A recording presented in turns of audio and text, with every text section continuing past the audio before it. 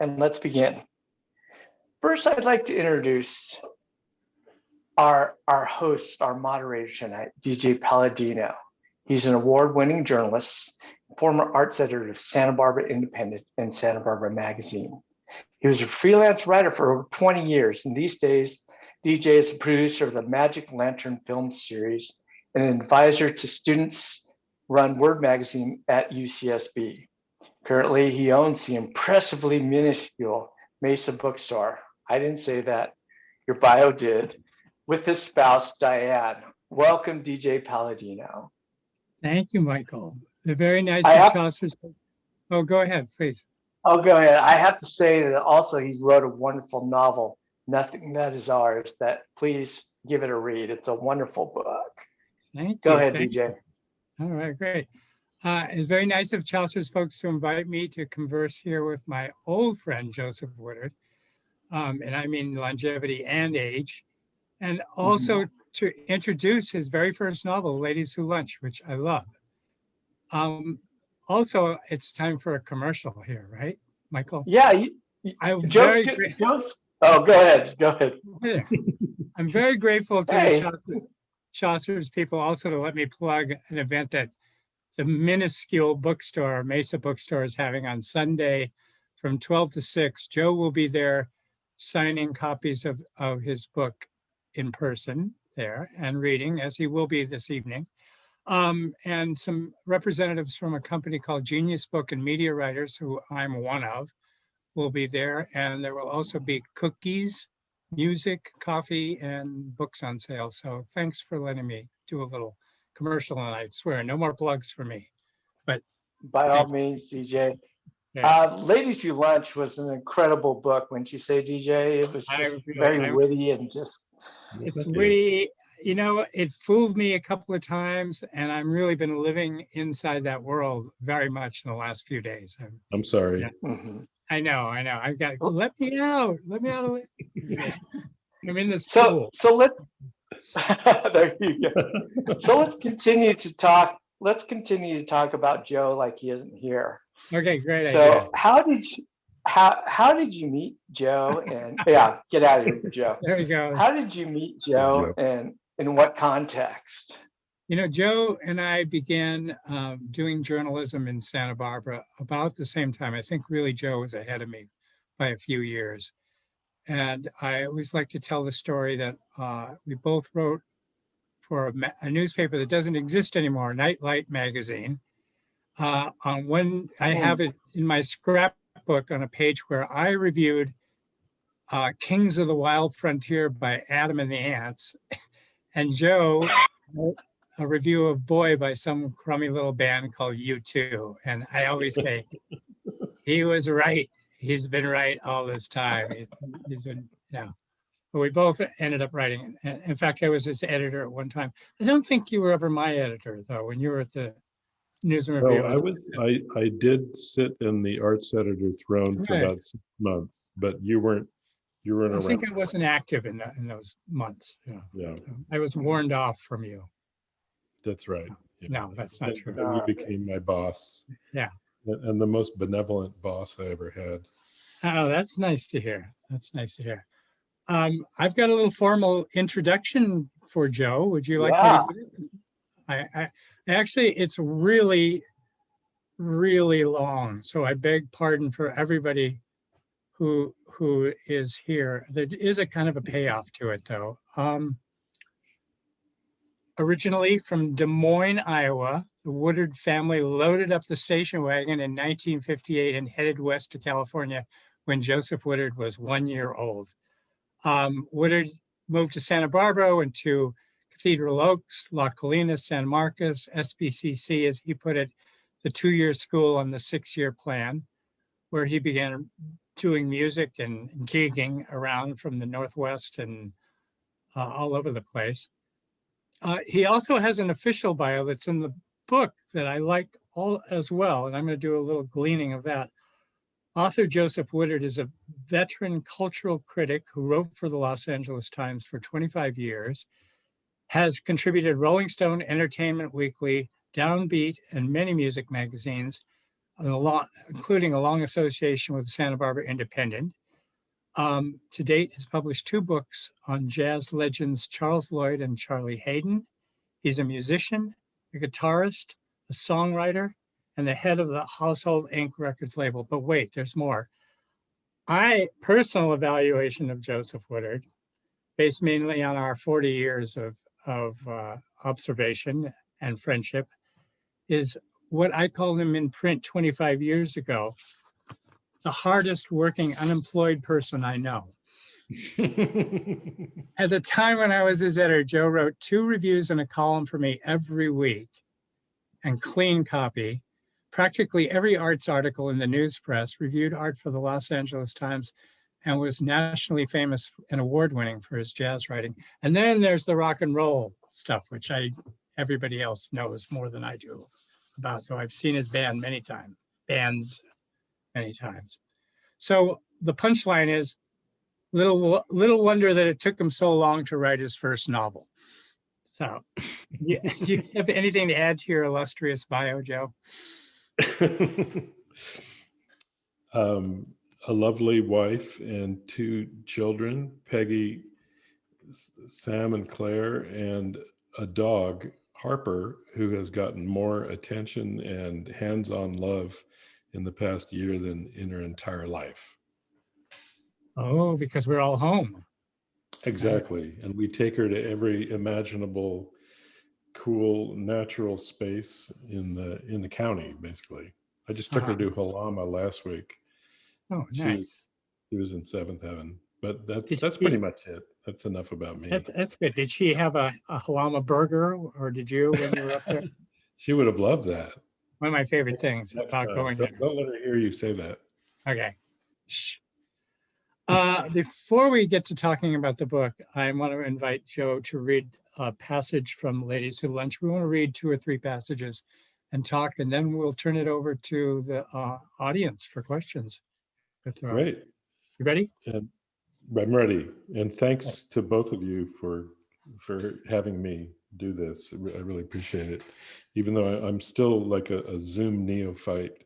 So pardon any glitches on my end. But I do have this new blue microphone, which makes me sound better and more macho, apparently. Michael and I agree. Macho's not the right word. But, yeah. Okay. Yeah. So I thought I would Barry just White had nothing on him. What's that? Barry White had nothing on you, man. That's right. That's right. So I thought I would just start at the start. This is the beginning of the book, and I'll try to keep it brief. This is chapter 1, Perusing the Menu. My friend Bob had a pet theory about ladies who lunch. He came up with it late one night years back, before my kids Jesse and Riley consumed my days and doing lunch became a pathology, his word. Bob was one of those closet eggheads who needed only a few drinks to lubricate his intellect and get it into gear. As for myself, a few drinks served mainly to jog the memory and get me thinking about what might have been. Unless, of course, I'm lost in the special whirlpool of lunch with a few friends. Then the moment is the thing, until the check arrives.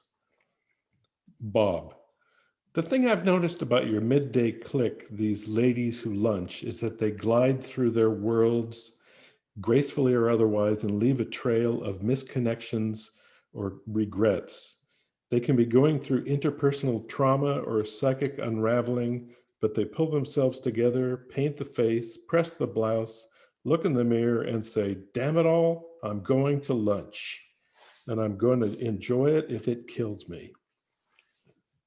Bob had reached that point in his fit of theorizing where he was flaring his nostrils and wheezing a bit from the exertion. And these beautiful creatures, temporarily impervious to the slings and arrows of misfortunes great and small, converge like gazelles around a pond of purest water. I was trying to stifle my laughter, knowing that he's half serious. At best, these ladies who lunch meet and know enlightenment for a few hours. The world could cave in. Their marriages, their escrows could collapse, but those beatific grins, with maybe some crumbs or salad dressing on the lower lips, these are the grins of immortality. They've reached a state of grace, fleeting though it is. He exhaled for effect. Great. That's great reading. Thank you.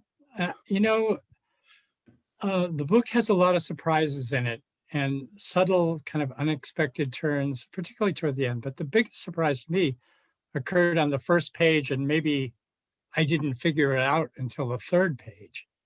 And that was, you wrote Ladies Who Lunch in the first person from a woman's point of view. How did you get the guts to do that? I'm in awe. I would be afraid to do it. I'm not sure. I honestly,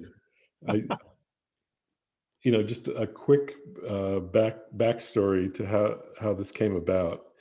I actually mostly wrote it in the 90s, so now it's like a period piece. Oh. But there was a year when I was just concentrating on writing this, and it took place then in LA, where I was during the 90s. The LA Times was kind of my main gig, and I was down there all the time. And I was often staying at my sister's house. Slight detour, that cover by the great photographer Matt Straka is a pool in one of my sister Katrina's houses. That one's in Holmby Hills. She had different houses. So I kind of like zoomed in on her life and heard about her exploits, and then started this novel.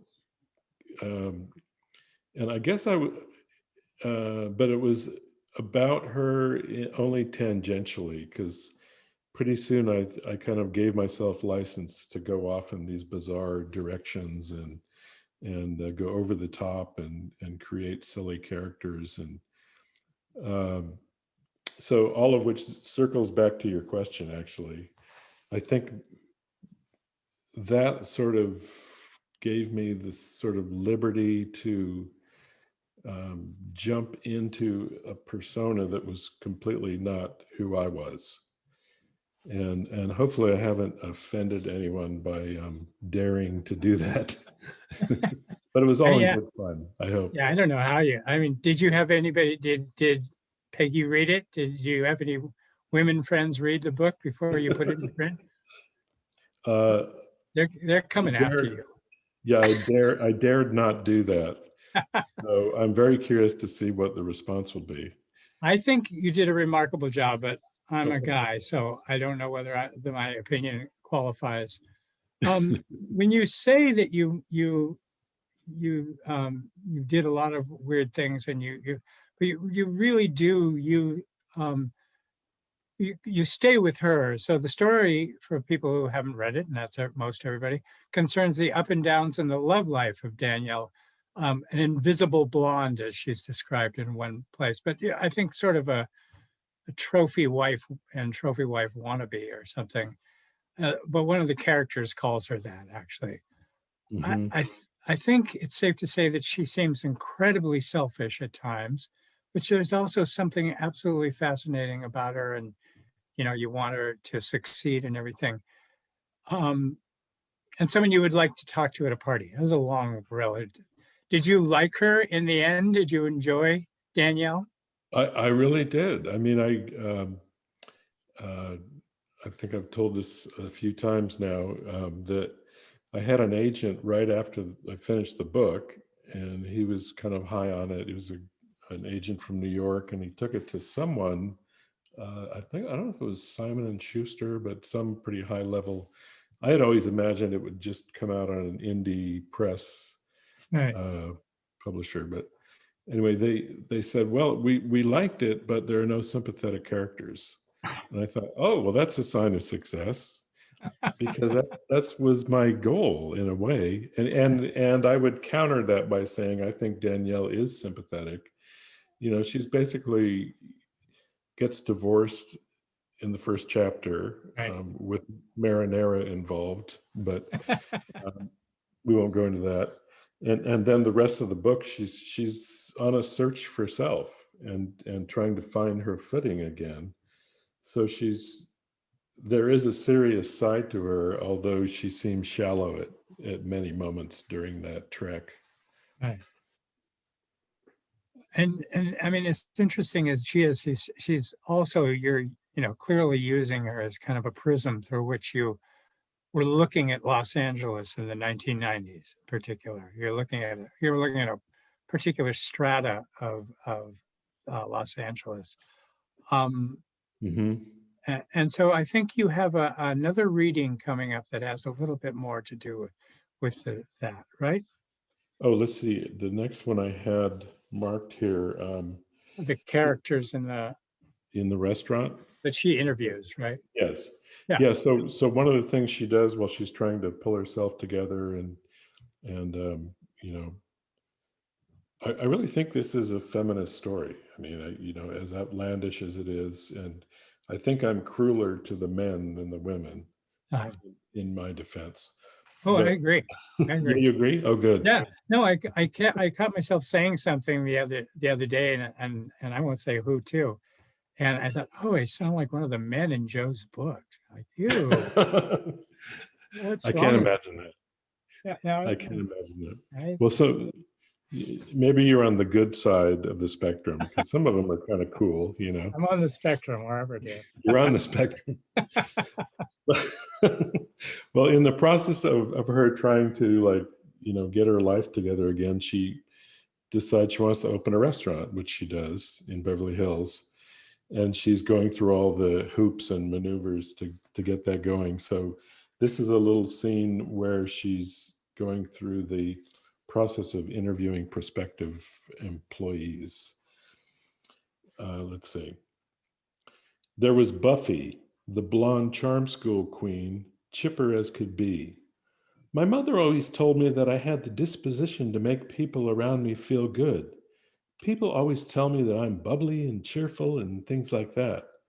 Like, if someone is feeling blue around me at a party, or even if a stranger just has a grumpy look, I'll look them straight in the eye and say, look on the bright side. There's always a bright side. They usually smile as big as daylight. My mother always told me that I had that gift to spread good cheer and bring a smile to people's faces. A handyman walking by tripped on a loose board and spilled a few drops of his Coke on her knee, apologizing profusely.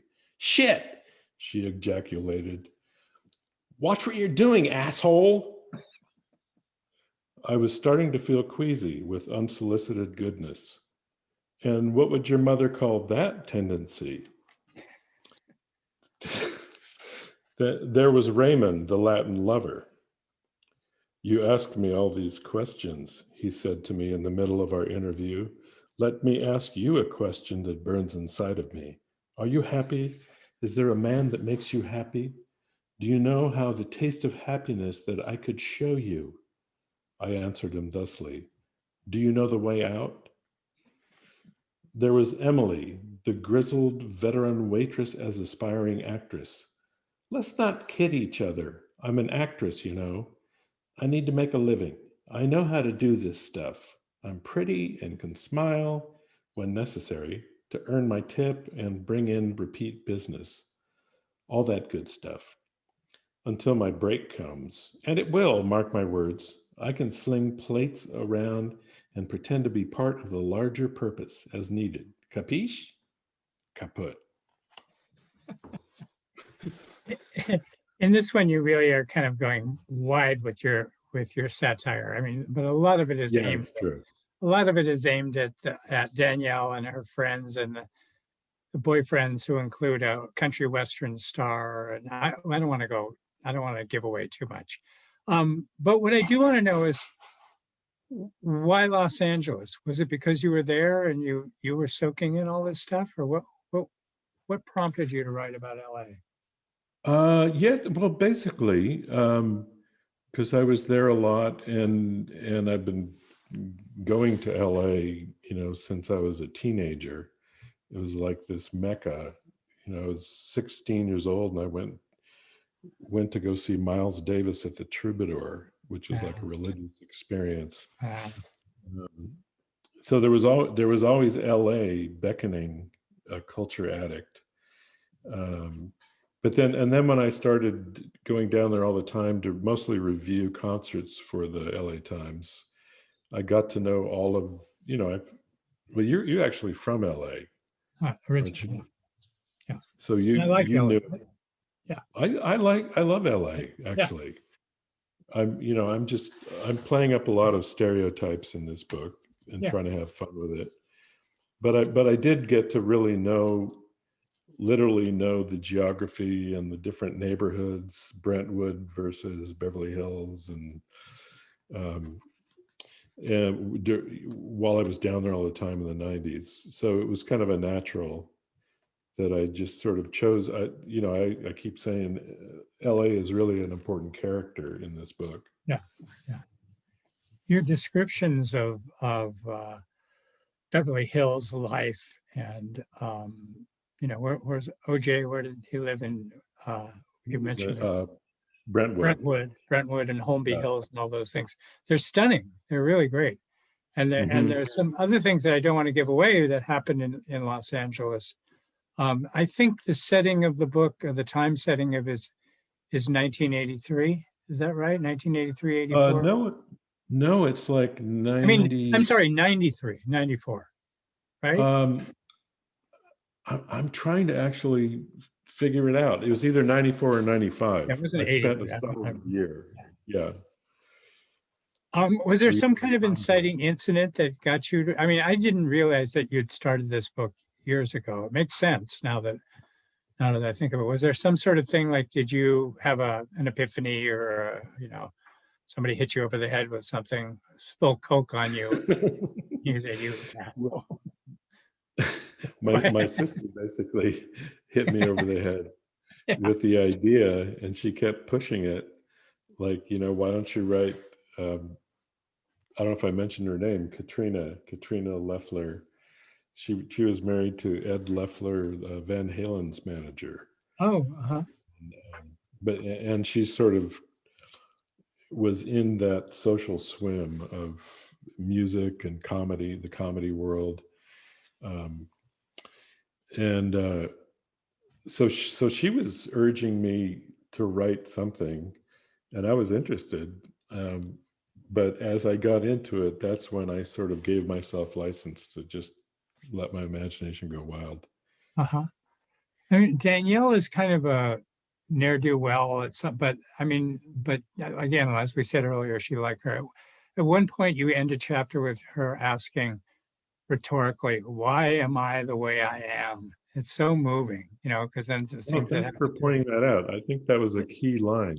Oh, I think it was stunning. It stopped me in my tracks, and you keep thinking about why I should think. But what I'm trying to ask is, when you were putting together this book that was following her progress through things, did you have a model, like a genre? I mean, it's not a romance novel. That's a good question, because it is a genre novel, but I have no Kind of, idea yeah. what the genre is. I mean, I Yeah. keep thinking satirical romance, and when I started out, I thought, well, what if we mixed Jacqueline Suzanne with Hunter S. Thompson? I mean, that sounds very grandiose. Not that I'm on the level of either of those people, although I've never read Jacqueline Suzanne. I've never read a novel. So what the hell am I doing writing this book? But hopefully I'm bringing something fresh to whatever this genre is. Yeah. One scene that Original. reminded me of another book was the sex in the limousine scene, and you all should buy the book just for that. It reminded me of Candy. Did you ever read Oh Candy? yeah, Or see Candy. the Yeah. movie? Yeah. Yeah, it Uh-huh. wasn't a copy, but it just made me hearken to That's interesting. Terry Southern, and I forget Mason Hoffenberg. I wrote it down here. Yeah. But it also seems very filmable, your book. Are you hoping for the movie rights to be picked up right away? I would love it. I actually was thinking after seeing Big Little Lies and some limited series that it could adapt itself to that format Uh-huh. because Uh-huh. of the length of it and the different episodes, Yeah. or it could be crammed into a film. I'll pay you a very serious compliment. It's very Altman-esque. Oh And I'm not wow, going to, that's a I'm huge not going to compliment. describe, I'm not going to say why I think that, but if later on somebody who's read it wants to talk with me, I'll defend the position. Okay. That's a huge Um, compliment. I When I think we hear are edging into the time that we are supposed to be giving over to Q&A, but I would like you to do one last reading if you are okay, up to it. sure. Okay. Now that we had the kind of frivolous and shamelessly snarky attack on potential employees, here's one about something else that's very California centric. Okay, and this is actually takes place in her restaurant. There's some romantic hijinks and potential crime in the atmosphere while this is happening, which I won't explain. But that's where we are in her restaurant, which is fully in gear now. Then something else happened, slowly at first, and then with increasing intensity. The ground began to sway with the gradual motions of a pendulum. At first, I thought it was my own sense of grounding going, leading me into a faint. But the look on everyone's face in the room registered the dread truth: earthquake. Every Californian's underlying fear. No matter how many you've been through, you can't escape the realization that the next one will be the big one that will send the state sliding into the ocean like some holy retribution. And when you realize what's happening in an earthquake, there is an odd sensation of alertness mixed with a dreamlike state. You can't believe it's real, and yet you're transfixed every second that the ground sways. Along with the undulations under the floor came waves of disorientation as people scrambled, not knowing what to do, where to find relative safety. In the meat locker, someone yelled. No, outside, get outside, hollered someone else. Others were just yelling unintelligible sounds out of which would pop a recognizable word or two. Brent grabbed my arm and yanked me under a doorway. The noise in the room was a chaotic clatter. Utensils and dishes were starting to fly in unpredictable patterns, and I saw a dishwasher, Juan, get struck in the head by a large pot and crumble to the ground. Meanwhile, the shaking had quickly escalated from a rocky rolling sensation to a violent shimmy that seemed to be going in all directions, up and down and side to side, all at once. 15 seconds into the earthquake, everyone knew that this was no mild, harmless one, but a full-scale seismic seizure. Some part of your mind wondered if you'll survive to see the other side. What was shocking was the sound, not of the flying and breaking objects, but something much deeper and more frightening. It was as if we were hearing the ground itself shifting beneath us, crackling, wrenching, heaving. It was growling and crackling, and it seemed like nothing so much as a freight train was rolling right through the restaurant. The shaking was so violent that everything around me appeared to be out of focus, but I could detect people hurtling back and forth around the room, with limbs flailing and legs giving way. I saw Johnny clinging desperately to a pillar, his apron and bearded face splattered with sauce. Kitty's body looked to be airborne, a helpless mass of matter in a hurricane. At one point, she let out a scream so loud and blood-curdling that it cut through the anarchic noise level. I was holding on to Brent for dear life. Ironic, that.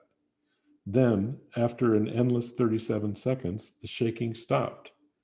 The stillness was almost deafening, almost more startling than the seismic motion itself. Sorry, that was a little bit long. That was bravo. That was great. Oh, thanks. That was really good. Thank you. It's a very moving scene, and you left out. I'm glad the things that you left out of it, so that people need to read it to reread it to get to the point where that. Are we ready for questions from the audience, Michael? If you want to keep it going for a little while. I think we have a few minutes. If you had anything else to discuss, DJ? Well, we can talk about how you wrote it, like when you got a chance to write it. You started it at some point early on and abandoned it, or how did that work? Well, I'm trying to remember through the haze of my memory how I pulled it off, because in the 90s I was super busy writing Right. for papers and magazines. I was doing a lot of magazine work, and then somehow I found a way to sneak in work on this, partly egged on by my sister. I think that helps when you have someone with a cattle prod. She's a cruel taskmaster here. She is cruel, yes. Yeah. But I love her. I have to say that she may be watching. Uh-oh. No. So I think I actually set a time frame for myself, that I would finish this thing in a year. And then in the interim, then came the agent, and I thought, well, okay, these things are, now we moved on to that stage. Then that sort of fell through. And then 2 or 3 times I've tried to get a traditional publisher or an agent or someone who's just interested, and didn't try real hard. And then cut to last fall, and Katrina, who's been doing audiobooks, started narrating this book as a project for herself, partly just to practice.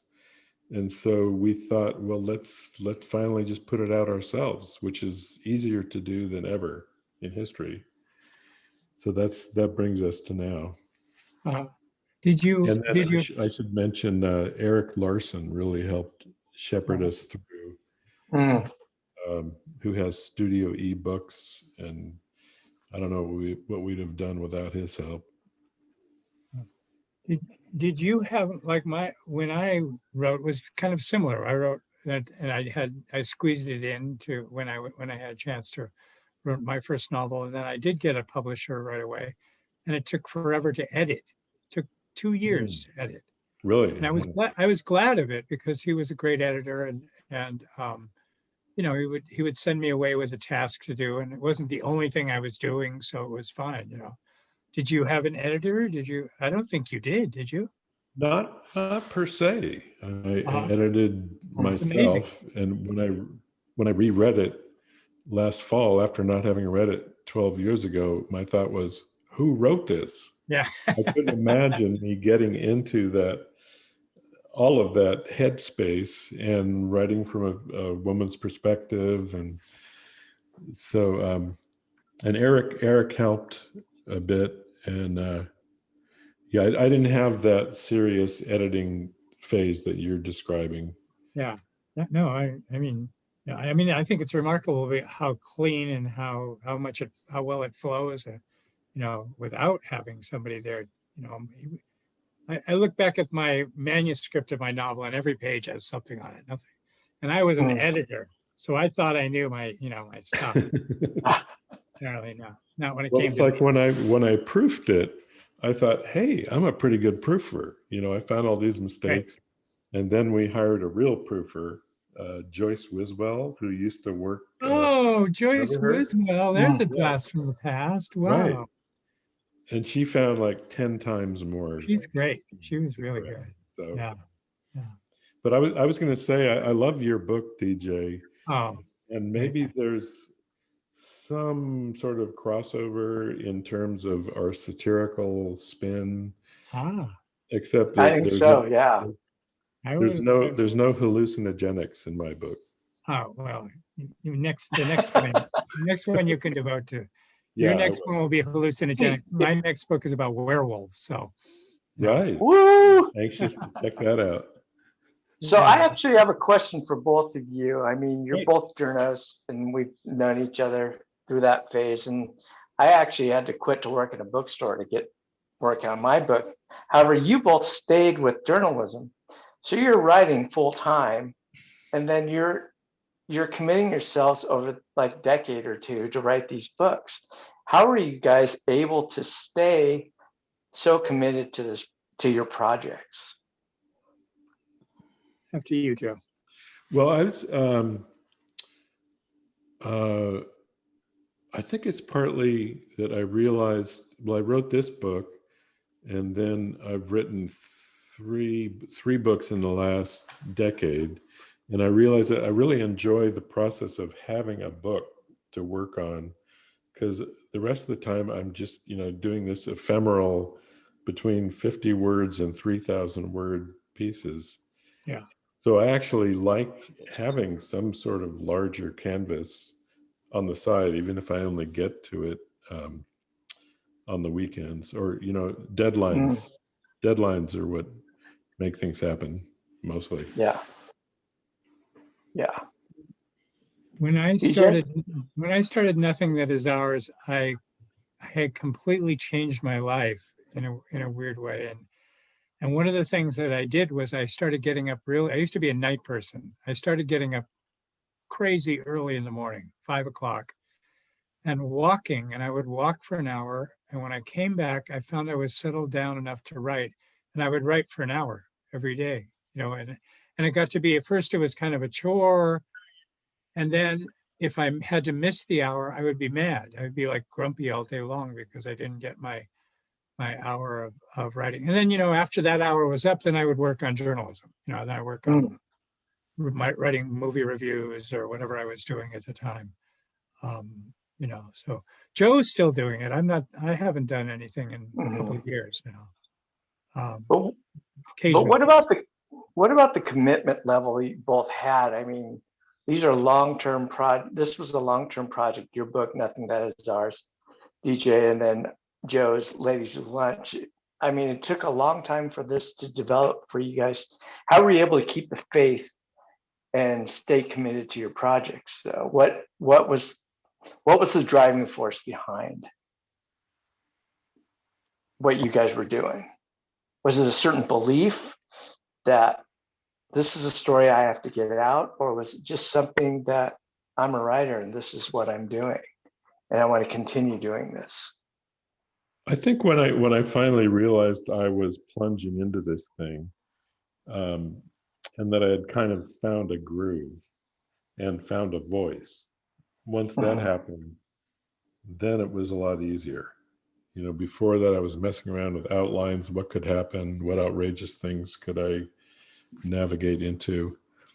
But and in the back of my mind, I set my own deadline of, okay, this is going to take a year, one way or another. So again, I mean, I think, but then when I wrote my Charles Lloyd book, that took 7 years to the chagrin of my publisher and me. So that was a little more amorphous. I should have set a deadline for that. Oh, go ahead. No, go ahead. That's right.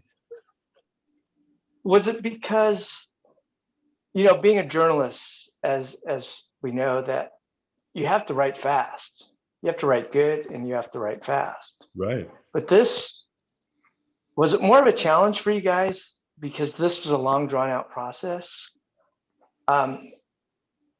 For it, were you trying to be too perfect at times, or were you content with how you're doing with your progress? If you could talk a little bit about the process of what you were going through as a writer while working on your books.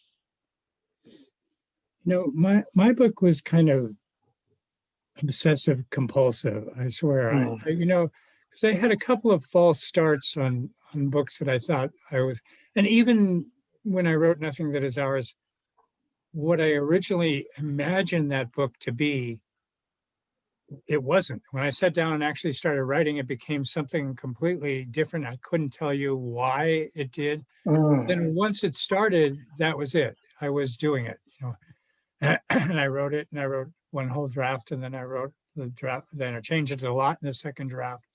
And I, there wasn't any much question about, like, I wanted to do it every day. Like I said earlier about, if I got grumpy if I didn't get my hour, So yeah, I don't know. I don't know. I definitely have that, what you were getting at, Mike, about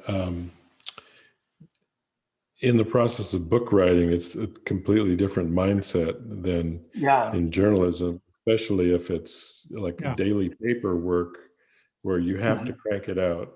And the theory is, okay, you make it as good as you can and then spit it out.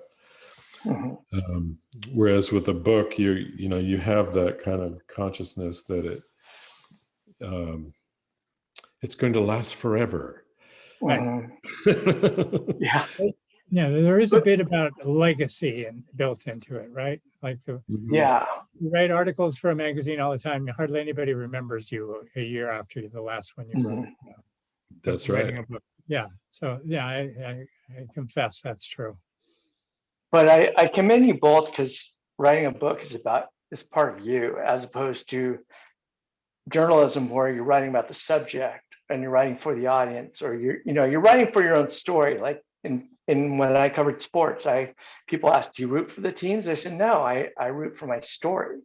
So you want to write the story, but essentially it doesn't belong to you, because what you witness and what you hear, what you see belongs to that person, and you're just a conduit of information. Whereas it comes from within your heart, with your mind, and through your creativity.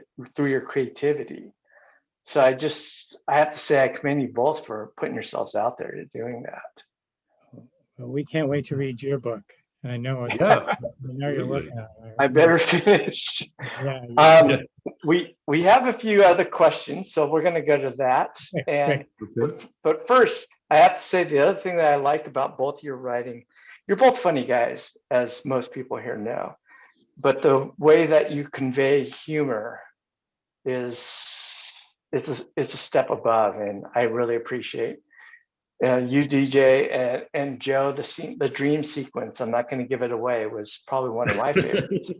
About imagining people in situations, that happens all the time, but the way you did it was beautiful. So the rat poison or the sausage one? I won't even get to that. The one about Darth Vader, okay? So Ann Heffernan wants to know, what is the discipline of your daily writing routine? Do you dedicate specific times a day, or just write when you feel like it? Oh, this goes back to the deadline thing.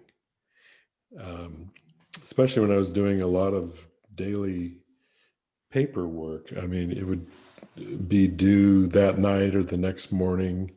So you don't have the luxury of saying, I'm not in the mood, I'll do it in a couple of days. And then it varies. Like a weekly is more relaxed, and then a monthly is yet more relaxed. I tend to write in the morning. Like at night, it's a little harder to pull my thoughts together, as you may have noticed in the last half an hour. But I'll do it if I have to.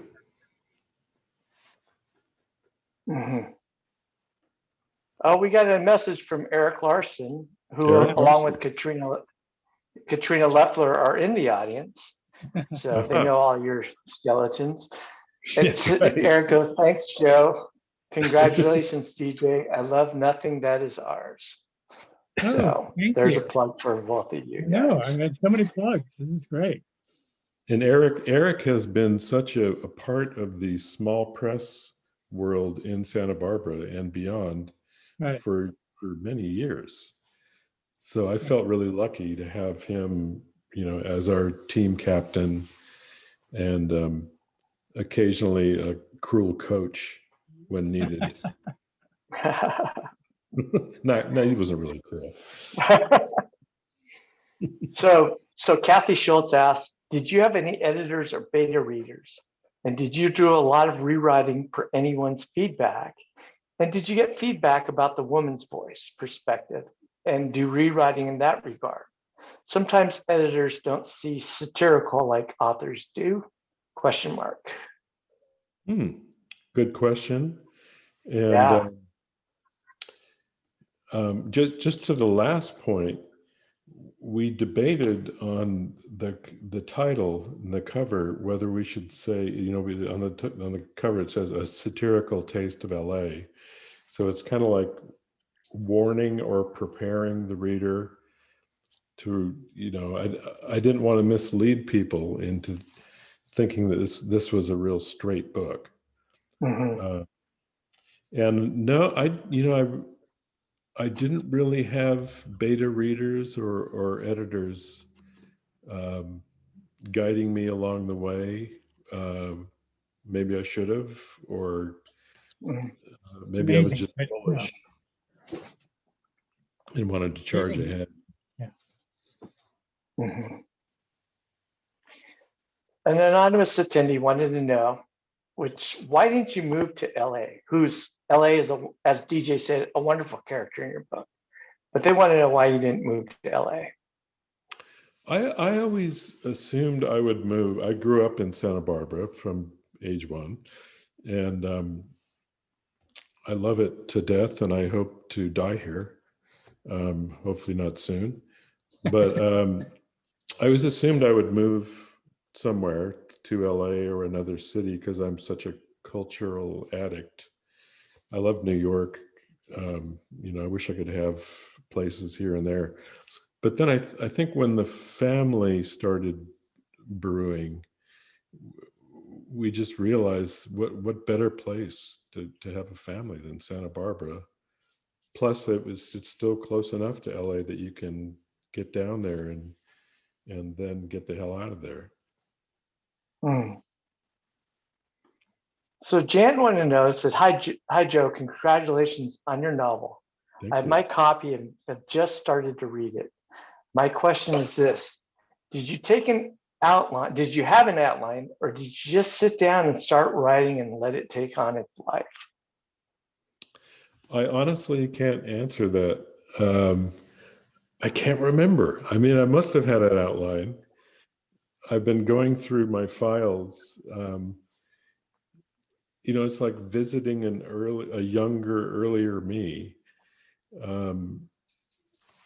I think I think to a large extent I was riffing, and then things would happen, like the Northridge earthquake happened, and it's like, oh, okay, well that's an obvious, it could be literal and metaphorical part of the book. And then there was a big Malibu fire, but it really wasn't big compared to what's happened in more recent years. So that was another ripe event that I could insert. So I think the answer is that I had a general outline and I had a family tree of crazy characters. And then I started improvising with that. So, Eric responded saying he had a ball doing it. So there's your answer from Eric there. And thank you for photoshopping the vacuum cleaner out of the window on the cover. Sort of. That's an art, Photoshop. It is. And the last question goes with another previous question. Katrina writes, I'm already thinking of another book for you to write. Are you ready? Only if I can write another book. Only if I can go hog wild with it again. So do you have a plan to write another book? Yeah, I've got a couple of potential nonfiction books, jazz and music oriented. Nothing solid, but I kind of Yeah, actually, my main creative outlet is songwriting, which I do all the Mhm. time. And DJ, you were mentioning you feel grumpy if you didn't get something done. That's the way I feel with songwriting. Like if I don't write a song every week or two, I start self-flagellating. Right. Um, but anyway, what I was going to say is that after putting out this book, I'm sort of intrigued by going down the fiction rabbit hole. So maybe I'll try that out. You should go for that again because you have a gift. Both of you have gifts. Well, thank you. And I hope you both continue to write. Everyone, please go to Mesa Books this weekend. What day again and what time, DJ? Sunday from 12 to 6. I think Joe will be there between the 12 and the 1 o'clock hour around there. And That's like the main act, the 12. Yeah, o'clock. he's the headliner and the cool down goes he's after the him, warm up, right? and then I'm going to be the headliner. No, he's the cool down. No. There's stuff going on all day, and there's always lots of books and music and cookies. I got to go buy the cookies, and it's fun. And I appreciate you giving us a plug. Oh, I love you, man. So I'd do anything. So, and Joe, you know, we got to get our old film festival contacts. I'll get on the horn with Reese Witherspoon. You know, we'll set up a meeting for you. Okay. Cool. You know, seeing how we're like tight, you know. She'd be good. She'd be good. Yeah.